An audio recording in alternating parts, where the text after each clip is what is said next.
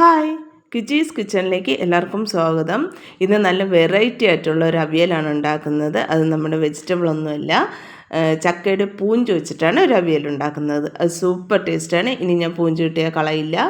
തോരനോ അവിയലോ എന്തെങ്കിലുമൊക്കെ ഉണ്ടാക്കും. അത് കഴിച്ചു നോക്കിയാൽ അതിൻ്റെ ടേസ്റ്റ് അറിയാവൂ. എല്ലാവരും ഉണ്ടാക്കി നോക്കുക. ഉണ്ടാക്കി നോക്കി അഭിപ്രായങ്ങൾ കമൻറ്റായി അറിയിക്കുക. ഈ വീഡിയോ നിങ്ങൾക്ക് ഇഷ്ടമായ ലൈക്ക് സബ്സ്ക്രൈബും കൂടെ ചെയ്യുക. എന്നെ സപ്പോർട്ട് ചെയ്യുക. മാക്സിമം ഷെയർ ചെയ്യുക. ഇനി നമുക്ക് ചക്കപ്പൂഞ്ച് അവിയൽ എങ്ങനെയൊന്നും ഉണ്ടാക്കുന്നതെന്ന് നോക്കാം. ഇതാ ഇവിടെ ഞാൻ 4 കഷ്ണം പൂഞ്ചെടുത്തിട്ടുണ്ട്.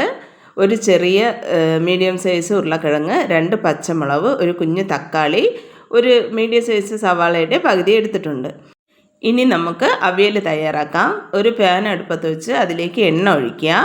എണ്ണ നന്നായി ചൂടായി വരുമ്പോൾ കടുകിടാം. കടുക് നന്നായി പൊട്ടി വരുമ്പോൾ കറി ലീഫ് ഇടാം. കറി ലീഫ് നല്ലതുപോലെ മൂത്ത് വരുമ്പോൾ നീളത്തിന് അവിയലിൻ്റെ പരുവത്തിൽ അരിഞ്ഞു വെച്ചിരിക്കുന്ന ചക്കപ്പൂഞ്ച് എടുക്കുമ്പോൾ നല്ല പിഞ്ച് നോക്കി എടുക്കാൻ ശ്രമിക്കണം. മുറ്റിയതാണെങ്കിൽ നന്നായി വേവത്തില്ല. പൂഞ്ച്, ഉരുളക്കിഴങ്ങ്, പച്ചമുളക്, സവാള, തക്കാളി എന്നിവ പാനിലേക്ക് ആഡ് ചെയ്ത് ആവശ്യത്തിന് ഉപ്പൂടെ ഇടുക. ഉപ്പിട്ട് ഒരു 1/2 ഗ്ലാസ് വെള്ളം, ഈ പൂഞ്ച് ഉരുളക്കിഴങ്ങൊക്കെ വെന്ത് വരുന്നതിനാവശ്യമായി ഒരു 1/2 ഗ്ലാസ് വെള്ളം ചേർക്കുക. വെള്ളവും ചേർത്ത് നന്നായി ഒന്ന് വഴറ്റിയതിന് ശേഷം അടച്ചു വയ്ക്കാം.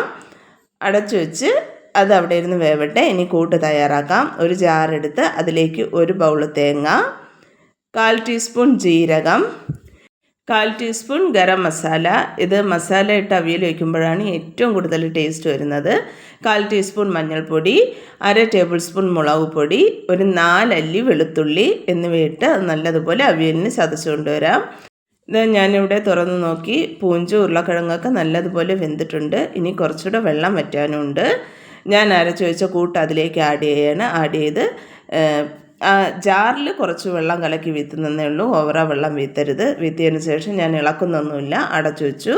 കുറേ കഴിഞ്ഞ് തുറന്ന് നോക്കിയപ്പോൾ ആ കൂട്ടും ആ പൂഞ്ചൊക്കെ നല്ലതുപോലെ വെന്തിട്ടുണ്ട്. ഈ കൂട്ടും പൂഞ്ചുമായിട്ട് നല്ലതുപോലെ മിക്സ് ചെയ്തെടുക്കുമ്പോഴത്തേക്ക് ചക്ക പൂഞ്ച് അവിയൽ ഇവിടെ തയ്യാറാണ്.